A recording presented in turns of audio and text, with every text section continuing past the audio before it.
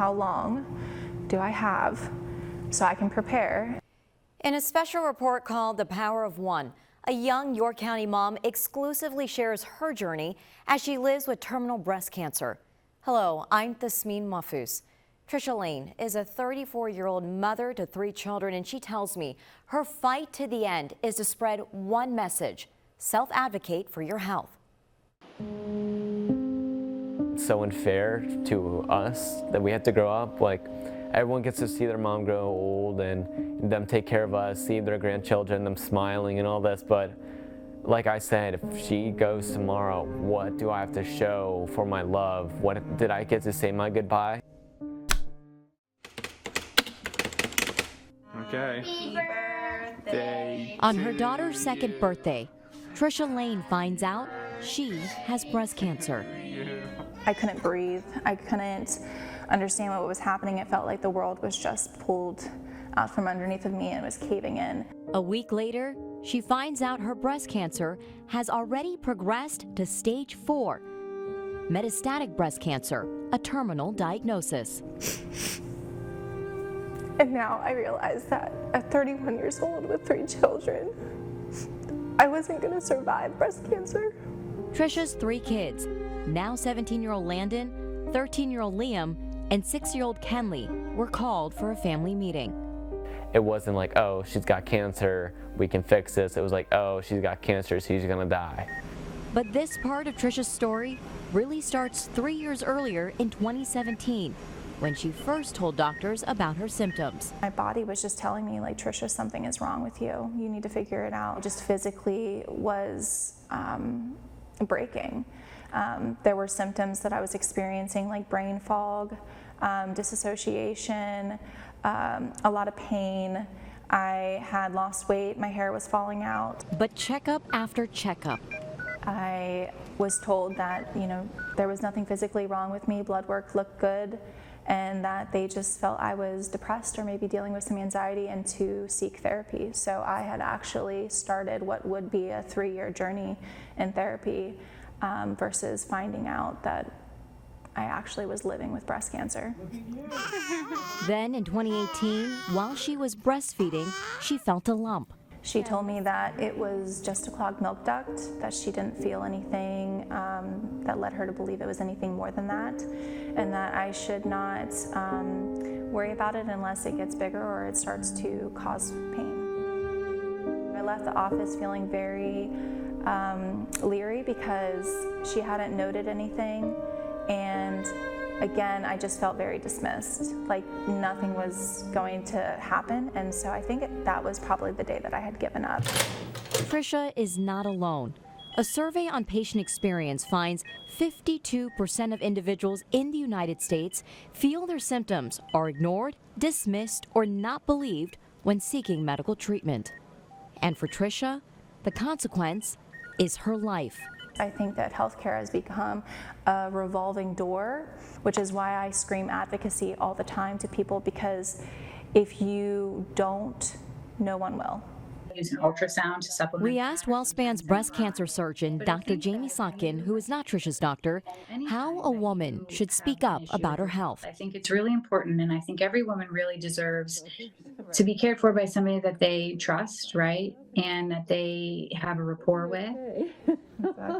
So I think it's important to be able to say, and comfortably say, I don't feel comfortable with this plan. Can we talk about it some more? Can I get some additional testing? Can I see a specialist, right? Just so that I can be sure. I don't think that there's anything wrong with any of those things. Does Trisha hold resentment towards her doctors? To one specific doctor, I do hold resentment towards her. It was not necessarily because she overlooked the signs and the symptoms, or that I ended up being diagnosed with breast cancer after being told that I was too young for breast cancer. Honestly, all of those things I could forgive. It really was the follow-up after that, after being diagnosed and having to see her one last time, and just the way that it was just kind of brushed off as, 1 in 8 women are diagnosed, and we did everything that we could. And I just don't think that that is enough anymore. So what is enough? So if you have something that you're feeling and you have a mammogram that is benign appearing, that we don't see a mass, but you feel something, that should warrant further evaluation. So I think, advocating for that and saying, well, I still feel this thing, should we do more testing? But for Trisha and Landon, We feel like we're screaming for help and nobody hears us. Now I just kind of been stuck knowing what should I do next? Should I be worried about what happens when she passes away, or should I put that to the side and when time comes, time comes? And Trisha offers this tip: the next time you feel like you're being ignored or dismissed, ask the doctor to document that they denied you a test on your patient record. And coming up next, we go to Trisha's doctor's appointment and see what so many of our loved ones go through during chemo treatment. Stay with us. You're watching The Power of One.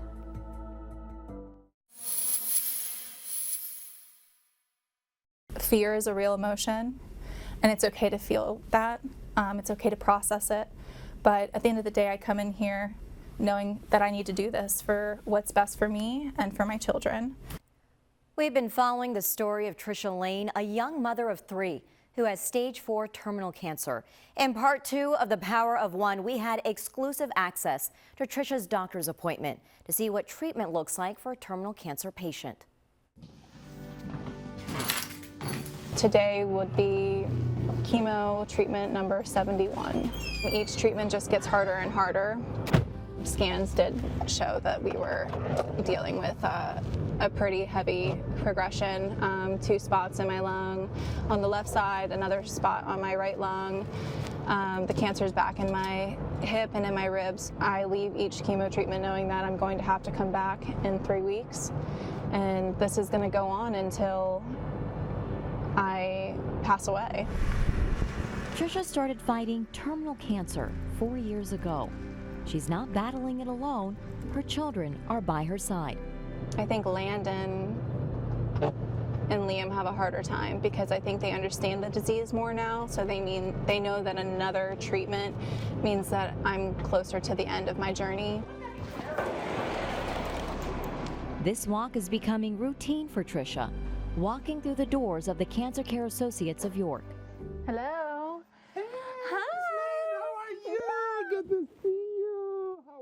The challenge is a lack of time. We sat down with Trisha's oncologist, Dr. Dan Sotorescu. Now, are the symptoms new? Luckily, the first line of treatment worked for 4 years. But because the cancer has progressed to parts of her lungs, hips, and ribs, Trisha moved up to a second line of treatment last month. The goal of the second line was to maintain her excellent quality of life, which was not being sick, not losing the hair, feeling comfortable. He says it's Trisha's self-advocacy that helped refine their treatment plan. When I should consider getting my next brain MRI, just because I've been having some headaches. It's very important to have this MRI based because you have new symptoms. It is, we discussed, it's a cancer which can go to the brain, so we have to be proactive. We asked about Trisha's timeline. I refuse that Trisha will be passed. That's my first goal. It just, even the thought of this makes me to have tears. I've spent many hours. Trisha shows us the chemo chair where she sits while getting hours of chemo or an infusion. And I also like to bring my chemo blanket to keep my kids close to me during what is sometimes a difficult time. It's from here Trisha finds the strength to share her experiences. Musical lyrics and dance and do things to just showcase the fact that this journey is so up and down. People need to hear the truth. On the way in and out of the clinic is the cancer bell that marks the end of treatment. But for stage 4 metastatic patients like Trisha, she will never get to ring this bell. How I remember Trisha? Amazing, brave, motivated young lady, a good example to her children. A good example to her siblings and to her community. Trisha's milestones are her powers of accomplishment. I made it 4 years to see my kids achieve things and get to points in their life where I wasn't sure I'd be here. And although I don't get to ring the bell, I feel like I've accomplished so much in just the 4 years that I've been dealing with this. And I know, and I plan on being here much longer and doing so much more. Yeah, she is such a fighter. So when I asked what Dr. Dan has learned from Tricia, he said his patients are his best teachers and that he's learned how to listen more, listen well, and pay attention. And when we come back, we learn about genetic testing, what families can do to know what hereditary risks they may have. So many milestones happening all at one time. Things I never thought I would see. And later, Tricia's final message to her children. You're watching The Power of One, a mother's journey through terminal cancer.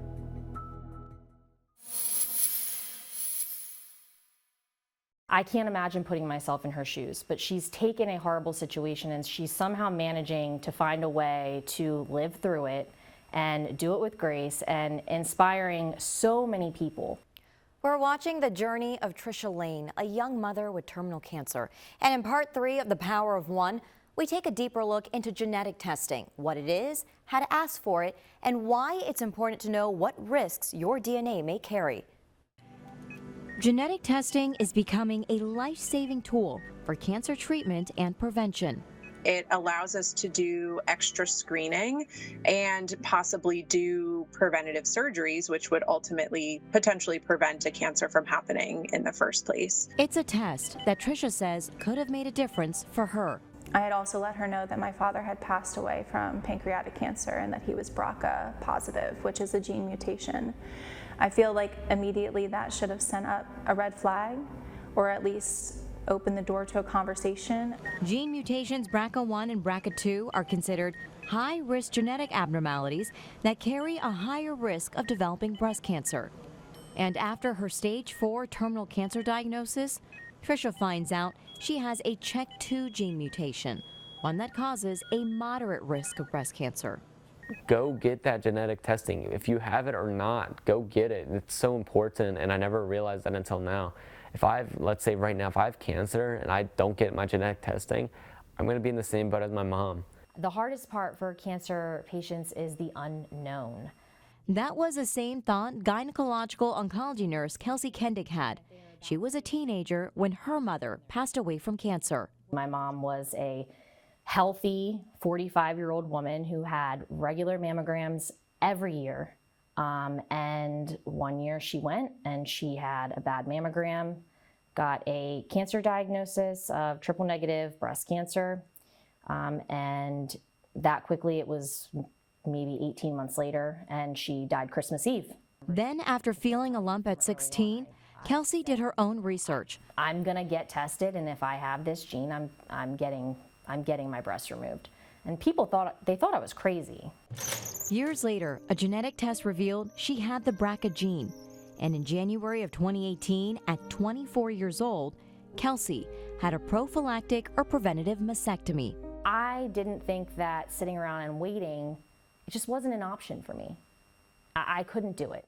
It's a small world for Kelsey and Tricia, who knew each other as kids. So my best friend, we grew up together, and her older sister is actually best friends with Tricia. And they met unexpectedly again when Tricia came to the infusion room where Kelsey was working as a registered nurse. I knew what she was going to go through. I knew the hardships that she was going to face with coming to treatment and trying to raise her daughter and her other children, and how much she was going to be missing and sacrificing.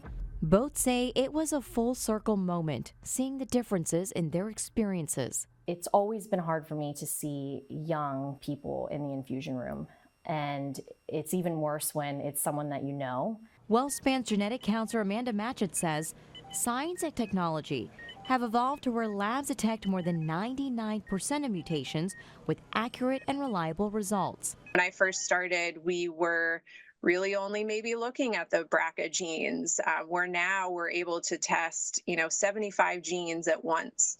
The earliest you can get a genetic test is at 18 years old, with a referral from a provider. We typically do a blood sample, so it's usually 1 or 2 small tubes of blood. We can also do a saliva sample. Though some may be afraid to find out about a gene mutation, the results lead to extra screenings and preventative options. Why it's so important for you to be tested and your children. It doesn't just affect your children, it will ultimately affect your children's children and their children. Say something to your provider and say, I want a referral to consider genetic testing. And that form of self-advocacy is what Tricia and Landon encourage families to do. The fact that all this could have been prevented if we just said one thing to the doctor has kind of been a really big impact. They need to advocate for themselves. If you feel something is off with your health, don't stop and don't give up. So regarding genetic tests, the results actually depend on which one you do, and they can take up to 2 months. Understanding the results are also complicated, so it is so important to ask as many questions as you need to understand your DNA. And coming up in The Power of One, we hear Tricia's final message to her children, how she wants to be remembered, and how her advocacy is inspiring people all over the country.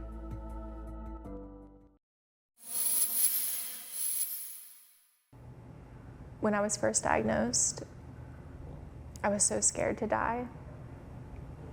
It was like this doom and gloom. It just followed me around. It was all I could think about.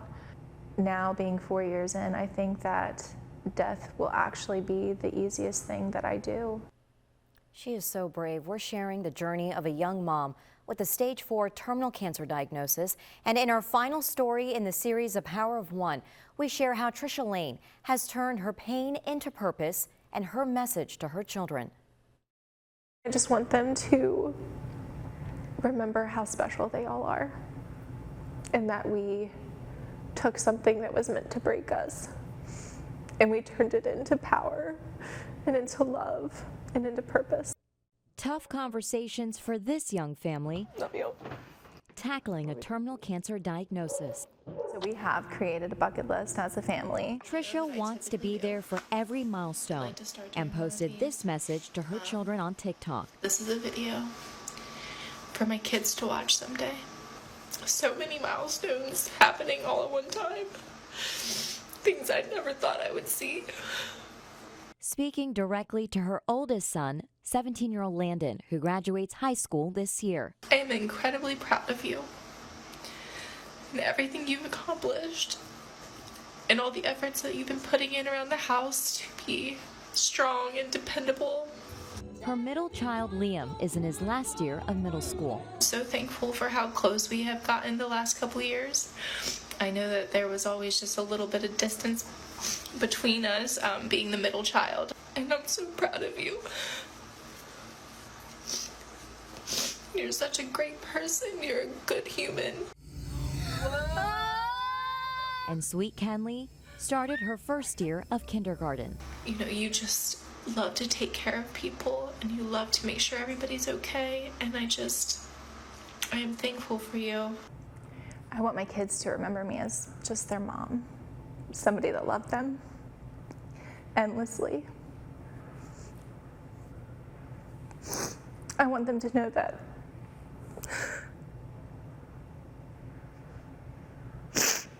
our lives, it was more than cancer. These conversations are difficult for adults. So how does a parent approach these complex topics about a terminal illness with their children? I try to not lie to them because I feel it's important for our kids to be able to grieve with us versus without us. I want my mom to see the person that I marry. I want her to see the kids that I bring into the world. And it's been so tough on me because that's such a big step forward in my life. It's these one-on-one memories and dinner dates with his mom he will always hold on to. Tell me, what does it look like in heaven? Death doesn't scare Tricia. She knows she won't be alone. I do believe that I will be reunited with my family who have passed on. I had a grandfather and a grandmother who passed away, and my father also passed away from pancreatic cancer 2 years prior to my diagnosis. And I know that he is the first person that I would run to. Her legacy will continue. Her voice, Beautiful. the way she makes us laugh, I have one thing to say. You better work. bringing people into her appointments, and becoming a shoulder for women and men who are going through difficult times. There have been thousands of women who have reached out to me and said, you know, I scheduled my mammogram because I saw this video. And most importantly, to be themselves. That's Trisha Lane, the power of one. Trisha is the embodiment of what one person can do throughout our journey in the power of one. She's taught us how to speak up about her health, that there has to be more attention and better research for metastatic cancer, that the image of someone with terminal cancer is changing. It could be someone like Trisha, who looks healthy and young. She's taught us why it's important to understand our DNA, not just for us, but for our children, our grandchildren, and even our great-grandchildren. Patricia Lane, she's shown us what strength, perseverance, and courage looks like, even during the toughest battles of our lives. She started the Power of One Foundation. That's to help local families in York County with terminal cancer. We also have resources on our website, how to give yourself a breast exam, and exclusive content you'll only see on WJL. Also, one last thing, thank you to Trisha, to Landon, Liam, and Kenley for sharing an incredibly vulnerable time period with all of us and for showing us the power of one. Everything's different. There's an